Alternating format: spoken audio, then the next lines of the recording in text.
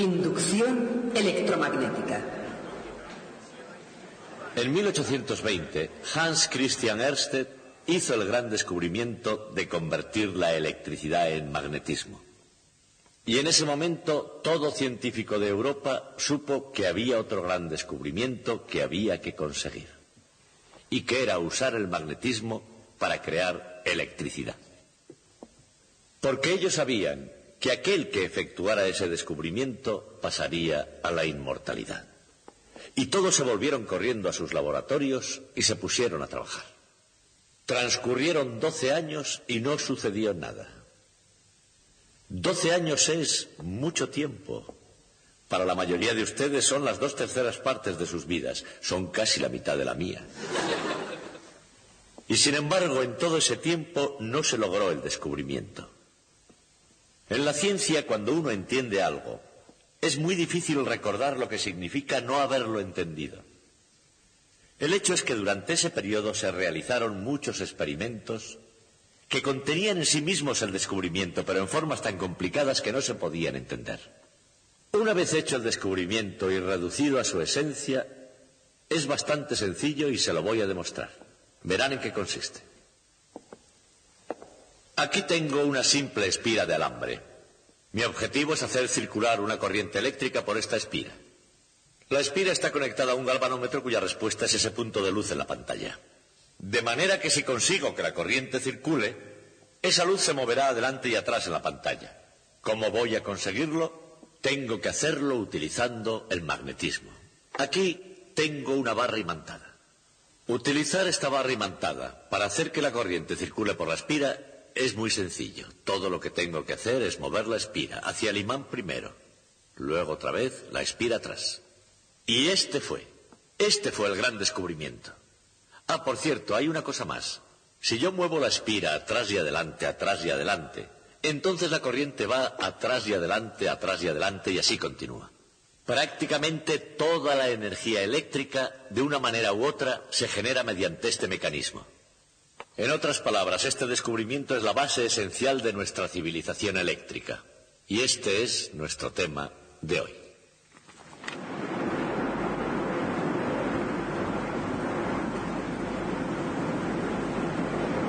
Sin energía, las civilizaciones no van a ninguna parte, ni siquiera en círculos. Pero con un viento fuerte y constante y con una máquina relativamente simple, puede haber una fuente inagotable de energía en cualquier lugar. Y una vez convertida en electricidad, se logra lo que la antigüedad probablemente jamás imaginó.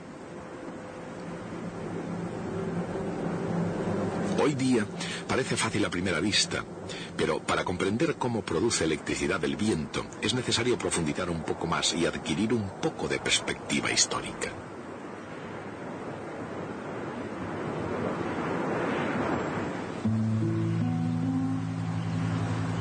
Los holandeses fueron maestros en lo referente a los molinos de viento. Holanda tenía más agua y menos tierra cultivable que la requerida, de manera que la necesidad se convirtió en la madre del ingenio, y los holandeses se hicieron expertos en utilización del molino de viento al convertir el delta del Rin en tierra seca y apta para el cultivo. Pero en el siglo XIX había otro tipo de revolución en el aire, y era el agitador poder y la gloria del vapor con toda su majestuosidad. El futuro no pertenecía a los molinos de viento, sino a las máquinas de vapor alimentadas por un mineral sólido llamado carbón.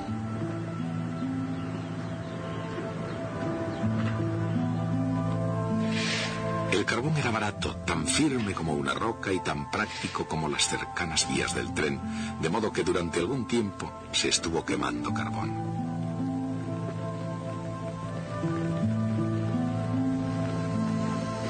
Sin embargo, tanto en el comercio como en la química, pocas cosas han permanecido sin cambios durante mucho tiempo. Y aun cuando el carbón producía el vapor en las naciones industrializadas, entró en escena un elemento nuevo y diferente. Recibió el nombre de electricidad.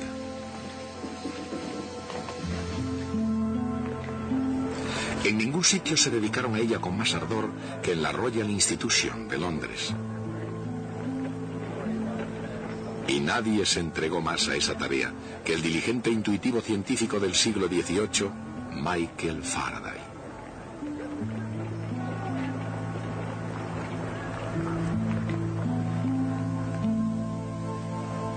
Indagó en los misterios de la ciencia porque para él el edificio de la naturaleza fue creado con una unidad fundamental.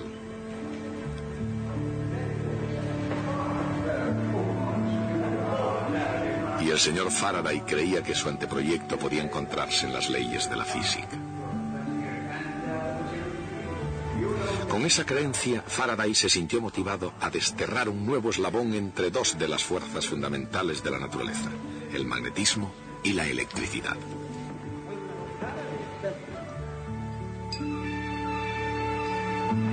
Su búsqueda comenzó en 1821 con el descubrimiento de Hans Christian Ørsted de que una corriente eléctrica en movimiento crea un campo magnético.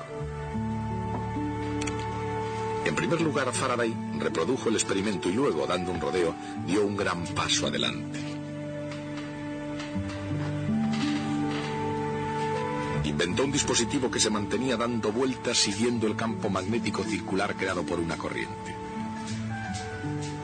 Y a partir de entonces, cuando la gente pensaba en algo que daba vueltas para producir energía, ya no pensaba solamente en los molinos de viento o en máquinas de vapor. Con este asombroso dispositivo, una corriente eléctrica podía crear trabajo físico. En otras palabras, este fue el primer motor eléctrico del mundo.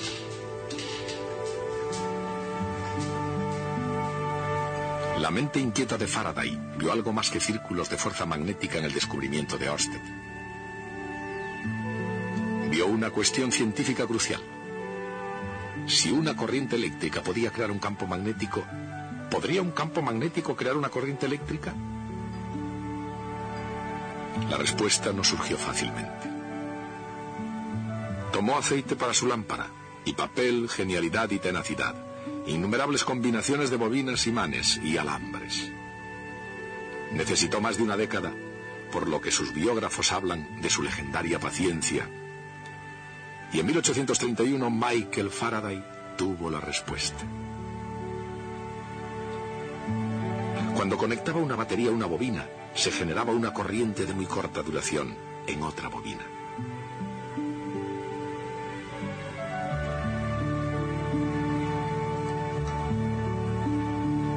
Él había encontrado la respuesta, y en el proceso había descubierto el principio de inducción electromagnética. ¿Cómo funciona realmente la inducción electromagnética? En otras palabras, ¿cómo puede un campo magnético producir una corriente eléctrica en un circuito?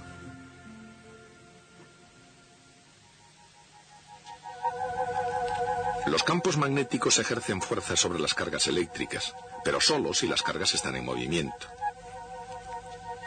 La dirección de la fuerza es perpendicular a la velocidad y al campo, y depende del signo de la carga, en este caso negativa.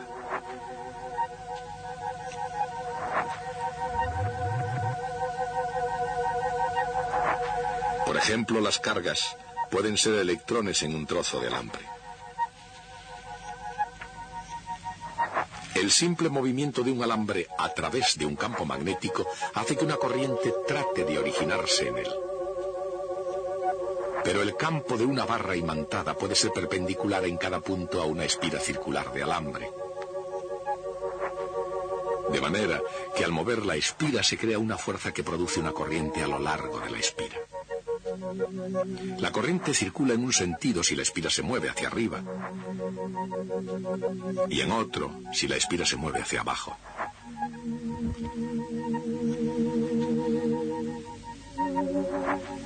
Por supuesto, también circula corriente si la espira permanece quieta y el imán se mueve.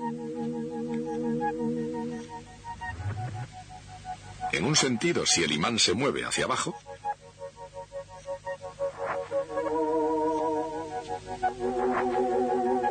y en el otro, si el imán se mueve hacia arriba. De hecho, Faraday descubrió que cualquier método que modificara el campo magnético a través de un circuito produciría una corriente. Por ejemplo, podía inducir una corriente moviendo una barra imantada respecto a una bobina,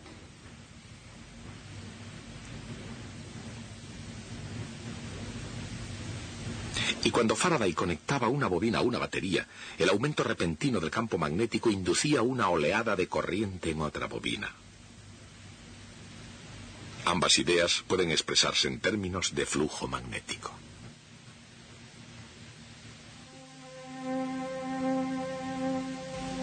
El flujo magnético total a través de una superficie es la integral de la componente del campo magnético perpendicular a cada elemento de área de la superficie.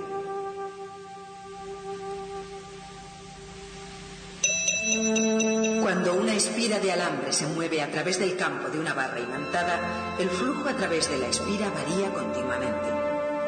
El flujo variable hace que aparezca una corriente igual que si fuera producida por un voltaje. Ese voltaje, llamado fuerza electromotriz E, es igual a menos el ritmo de cambio de flujo magnético a través de la espira. Esa es la llamada ley de Faraday de inducción electromagnética.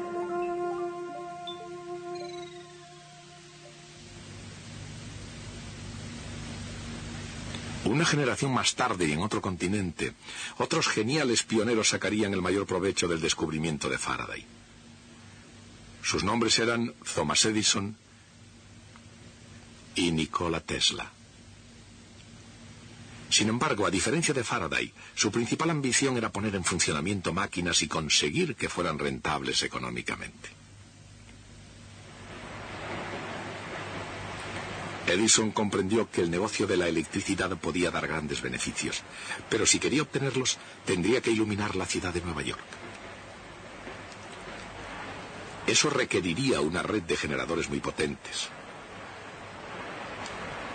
Y con independencia de su forma técnica, el principio de toda dinamo surge de la ley de Faraday de inducción electromagnética.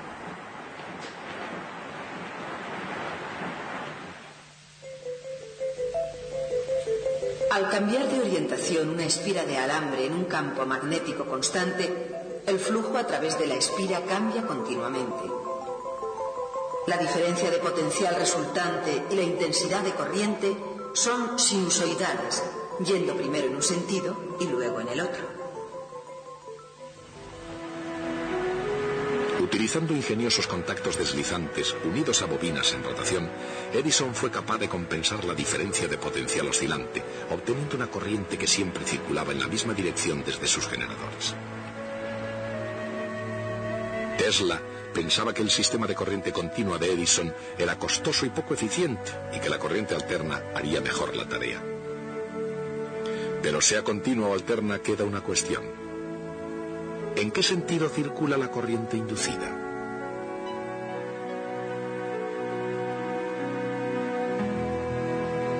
Siempre que varía el flujo magnético a través de una espira de alambre, circula corriente a lo largo de ella.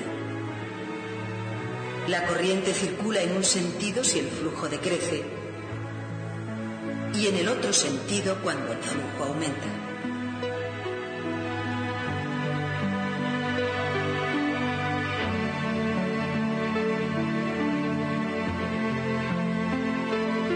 Pero la corriente inducida en el alambre crea a su vez un flujo propio, cuya dirección depende de la dirección de la corriente. El flujo creado por la corriente inducida siempre se opone a la variación del flujo externo. Esta regla es conocida como ley de Lenz. El resultado de la suma de ambos campos es una disminución del ritmo a que puede variar el flujo magnético a través de un circuito.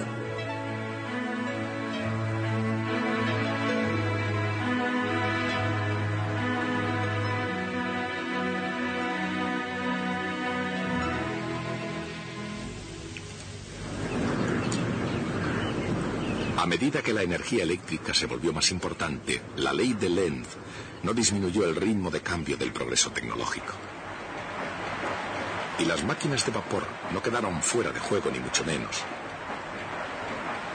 Máquinas alimentadas por carbón y petróleo continuaron haciendo girar generadores y produciendo energía eléctrica.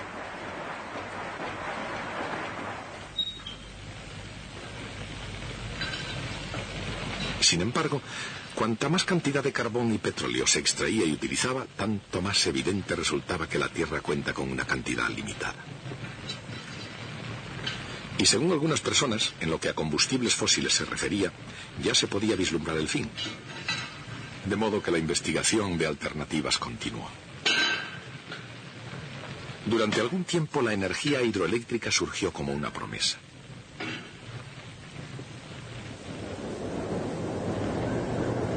Pero en la búsqueda de una fuente de energía limpia, eficiente y abundante, ni todos los ríos del mundo juntos podrían jamás proporcionar suficiente. Así como tampoco podría hacerlo el viento por sí mismo.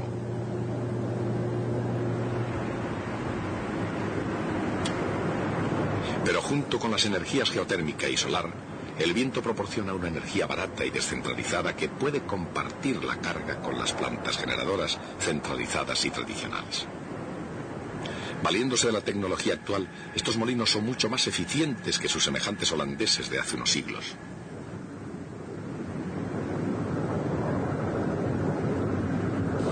En cualquier caso, tanto si la energía eléctrica proviene del viento, del agua, de la energía nuclear o del carbón, se genera utilizando el principio de inducción electromagnética y el mismo principio juega un papel en cualquier circuito donde se utilice electricidad.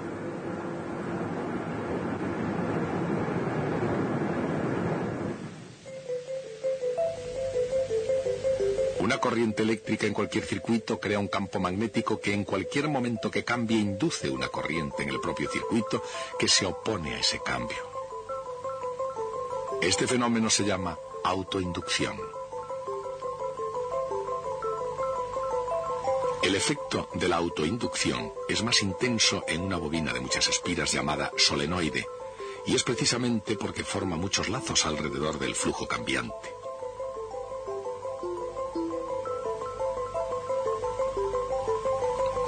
Es por eso que se utiliza un solenoide como símbolo de autoinducción en un circuito eléctrico, donde una autoinducción puede ser un elemento más, lo mismo que una resistencia o un condensador. Una corriente creciente causa en una autoinducción una fuerza electromotriz opuesta de acuerdo con la ley de Faraday. Y como el flujo es proporcional a la intensidad de la corriente que lo crea, esa fuerza electromotriz es igual a menos una constante L multiplicada por el ritmo de cambio de la intensidad de corriente. L es el llamado coeficiente de autoinducción o inductancia del elemento del circuito. Una autoinducción se opone y frena el aumento de intensidad de corriente en un circuito, mientras que una resistencia puede causar su pérdida disipando energía.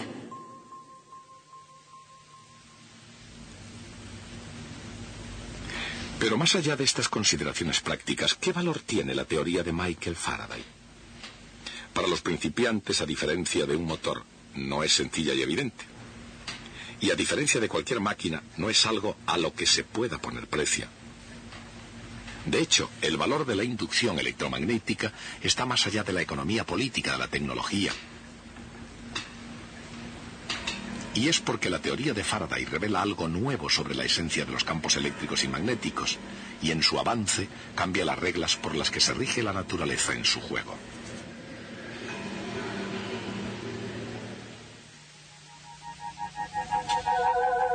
Los campos magnéticos tienen circulación, pero nunca convergen a un punto. Los campos eléctricos convergen a un punto, pero nunca tienen circulación.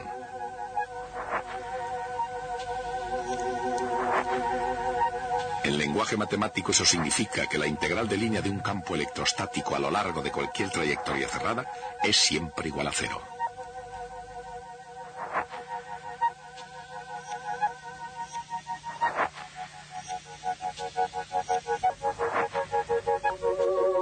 Pero cuando el flujo magnético a través de una espira cambia con el tiempo, crea una fuerza electromotriz en la espira. Y esa fuerza electromotriz es debida a un campo eléctrico cuya integral de línea no es igual a cero.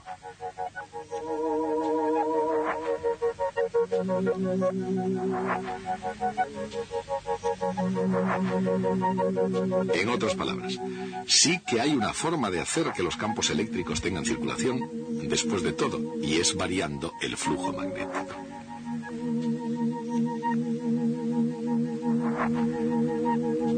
Cuando Faraday descubrió que un flujo magnético variable podía producir una circulación en un campo eléctrico, añadió algo extraordinario a las leyes de la electricidad y del magnetismo.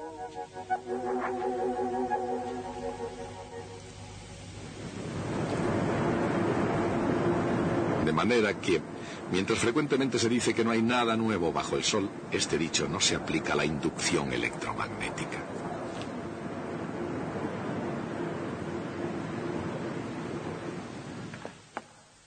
Desearía mostrarles algo verdaderamente extraordinario, pero antes tengo la obligación de explicarles qué es lo que van a ver. Cuando primeramente discutimos la inducción electromagnética, expliqué que la forma en que funcionaría era esta. Dije que el alambre se mueve a través del campo magnético, y debido a este movimiento del alambre se ejerce sobre las cargas en el interior una fuerza que pone la corriente en movimiento. Pero cuando finalmente formulamos la ley de Faraday, describimos ese fenómeno de un modo totalmente diferente. Dijimos entonces que la fuerza electromotriz es proporcional al ritmo de cambio del flujo magnético total a través del circuito. Esto sugiere que el experimento se puede hacer de una manera completamente diferente.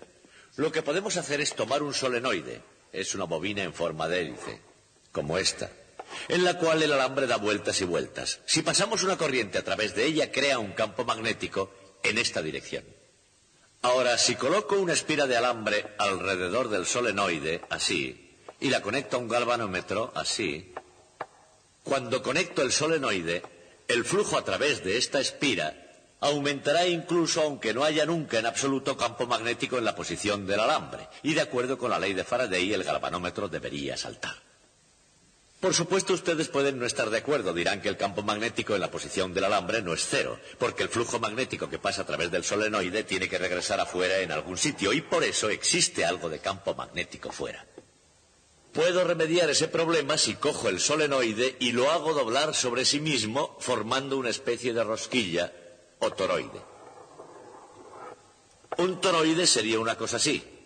Tiene algunas espiras de hilo metálico alrededor, y cuando hacemos pasar una corriente por ellas, las líneas de flujo magnético van alrededor del toroide y se cierran sobre sí mismas sin salir nunca al exterior, de manera que el flujo magnético fuera del toroide es realmente igual a cero.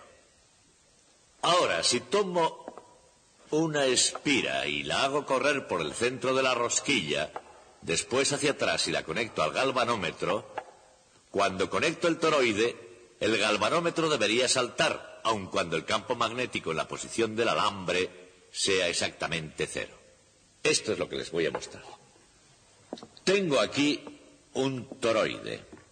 Puedo conectarlo mediante este interruptor, y lo que pasará es que habrá flujo magnético dentro, pero no habrá en absoluto campo magnético fuera. Puedo demostrar esto porque la espira de alambre la tengo aún conectada al galvanómetro.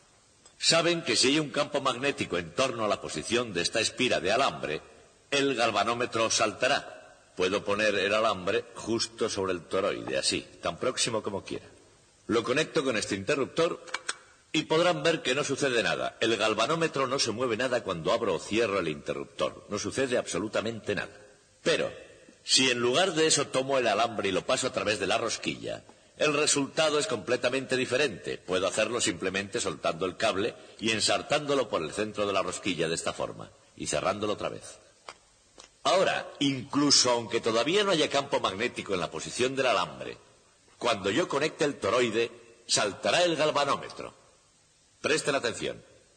Aquí lo tienen. Cuando lo apague sucederá lo mismo. ¿Lo ven? Esta es la esencia de la inducción electromagnética. Hay algo más que quisiera mostrarles con referencia a la inducción electromagnética. Es este péndulo.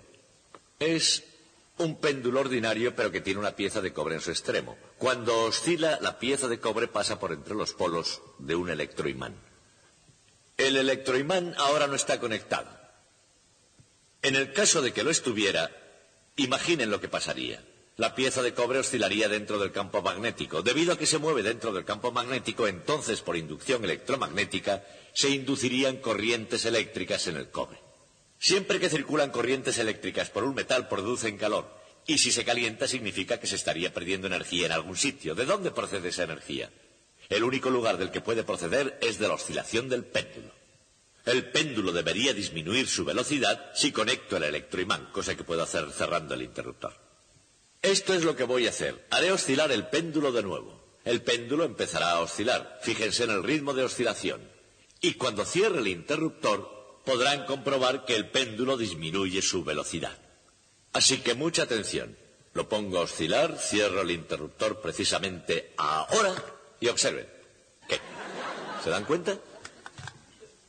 Me gustaría que vieran otra cosa. La inducción electromagnética no solo puede detener una pieza de metal, también la pone en movimiento, porque a una pieza de metal no le gusta estar donde hay una intensidad de campo magnético muy fuerte, como el que tengo aquí.